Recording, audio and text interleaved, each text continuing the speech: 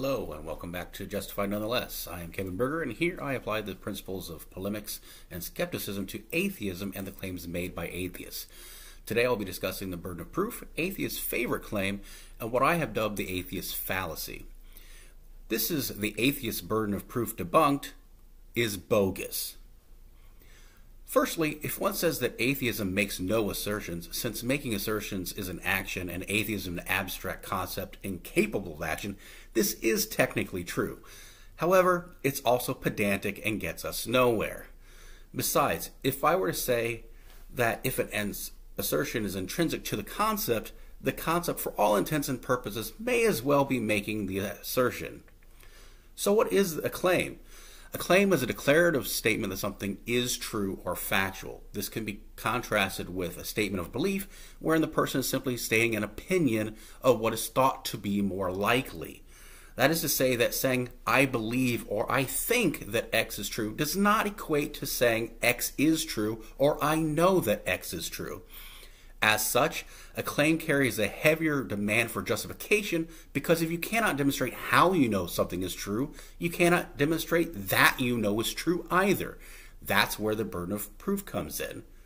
So let's talk about the burden of proof. Whether we're in the context of philosophy or law, the burden of proof is defined as the obligation to prove one's assertion. If you assert something, anything, then guess what? You've just incurred a burden of proof. And it doesn't matter if you post it in the positive, such as I have a pet bearded dragon, or in the negative, such as I don't have a pet lion. If you've made an assertion, you have the obligation to prove it. Simple stuff, right? Wait a second. Did Stephen just say you incur a burden of proof for making any claim? Assertion. If you assert something, anything, then guess what? You've just incurred a burden of proof. Any claim at all?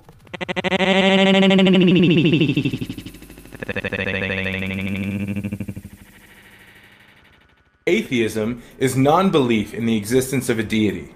It doesn't make assertions, and it doesn't in any way address knowledge. Non-belief is the default position until the burden of proof is met. Notice that in his definition he says that atheism doesn't make any claims of knowledge, but that in of itself is a declarative statement that something is true. It's being declared that it's true that atheism doesn't make any claims of knowledge, which makes it a self-defeating claim in and of itself, unless you want to be pedantic. Like you're saying it's impossible for a God to exist right now? It's impossible by definition. Now, it is admittedly rare to find an atheist who's bold enough to claim to know that no deity of any kind exists anywhere like R. and Ra does. However, that's not the only claim routinely made by atheists. Here are some more of their greatest hits. I have reasonable expectations based on evidence. I have trust that has been earned. I will grant trust tentatively. I don't have faith. Faith is the excuse people give for believing something when they don't have evidence. Of course, the first fact in evidence against God is that there is no evidence for God. The onus is not upon an atheist to say why there is not something. The onus is on a theist to say why there is. I don't have faith, I have reasonable expectations based on evidence is a claim, as are there is no evidence for God and the burden of proof is on theist.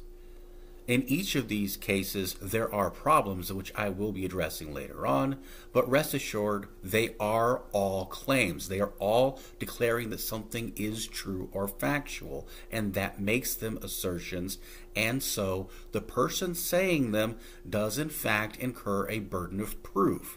Just because a claim is not disputed doesn't make it not a claim.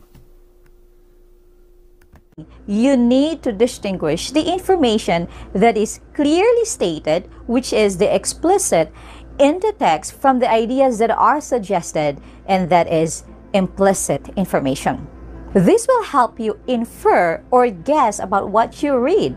When you know implicit and explicit information, this will help you evaluate a claim made by an author, and it will help you recognize the writer's arguments and evidence so you can begin judging the writer's work. Now, the previous video is talking about written claims. However, the idea is still the same. A claim can be explicitly stated or expressed, or can be left implicit. And that is going to bring us to what I refer to as the atheist fallacy. Pay attention to the next video. We know or believe simple things about our environment, like that there are apples on the table, as well as more abstract facts, like that Ottawa is the capital of Canada. Knowledge and belief are called epistemic mental states. They represent the world as being a particular way and guide actions. And now let's listen to that definition of atheism one more time. Atheism is non-belief in the existence of a deity. It doesn't make assertions, and it doesn't in any way address knowledge. Non-belief is the default position until the burden of proof is met. Okay. If it is understood that beliefs are mental states, then it logically follows that by defining atheism as an absence of belief in the existence of any deity, as opposed to belief in the non-existence of any deity, the following is what logically follows. That there is a mental state that corresponds with belief in the existence of at least one deity. There exists a second mental state that corresponds with the belief in the non-existence of any deity. And then there exists a third mental state that is neither of those. That is the implicit claim that atheism makes, unless you're being pedantic. And the atheist fallacy is assuming that there's no burden of proof or denying a burden of proof by intentionally leaving that claim implicit. Rule 10. The antagonist retains throughout the entire discussion the right to call into question both the propositional content and the force of justification or refutation, a very complex speech active argumentation of the protagonist that the latter has not successfully defended. So this means the antagonist, this is kind of an interesting rule, because the antagonist is free to flow in strategy, but the protagonist is stuck defending everything. They don't have to defend things that aren't attacked, but the antagonist can attack anything they'd like, and they can proceed in a strategy of saying, there's not enough evidence there, that argument's not strong enough, that one's also not strong enough, that one doesn't have enough evidence. You see? So the antagonist has strategic options the protagonist doesn't. The protagonist cannot choose to say, well, I'm not going to defend that part of my opinion. They can't do that. But the antagonist can say, I'm not attacking that part, I'm just going after this part. What you just saw is a part of a presentation on pragma dialectics. There are actually 3 rules that are relevant here. The first is the freedom rule, which states that parties must not prevent each other from advancing standpoints or from casting doubt on standpoints. The second is the unexpressed premise rule, which states that a party must not deny a premise that he or she has left implicit or falsely present something as a premise that has been left unexpressed by the other party.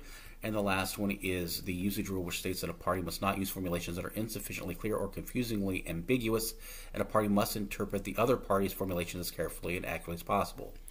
The basic idea here is that by using these rules, one can force the atheist to firstly acknowledge that the claim has been made and to express it explicitly, and then secondly to defend that claim, because otherwise they will not do it. They will exercise intellectual dishonesty, they will use quips and rhetoric and tactics of deflection, distraction, and evasion, anything at all to avoid justifying that position that there exists in reality a genuine distinction between not believing in the existence of deity and believing in the non-existence of any deity.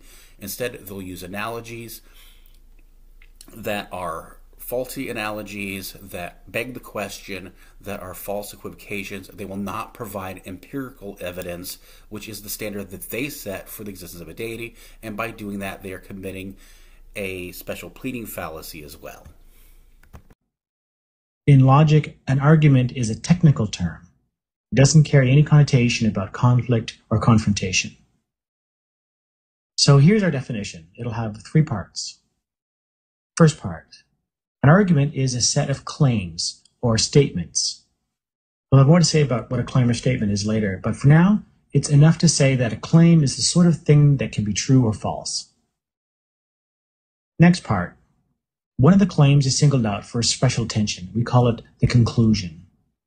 The remaining claims are called the premises. And finally, the premises are interpreted as offering reasons to believe or accept the conclusion. And there you have it. That is the final nail in the coffin if there was any remaining doubt.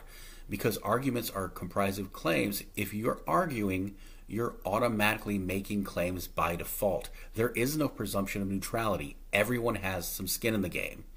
So to summarize, the notion that atheism has no burden of proof is intellectually bankrupt because 1, atheism, atheist, I don't make any claims, is itself a claim and it's self-defeating. 2, it's demonstrably false, as theists have not met their burden of proof, and even theists have a burden of proof, are claims. They're declaring that something is true or factual. And 3, if you're arguing, you're making claims. That's how it works.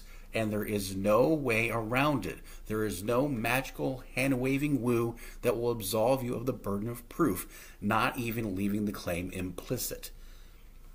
So until next time, keep in mind that even if your beliefs may not necessarily be true, they should be justified nonetheless.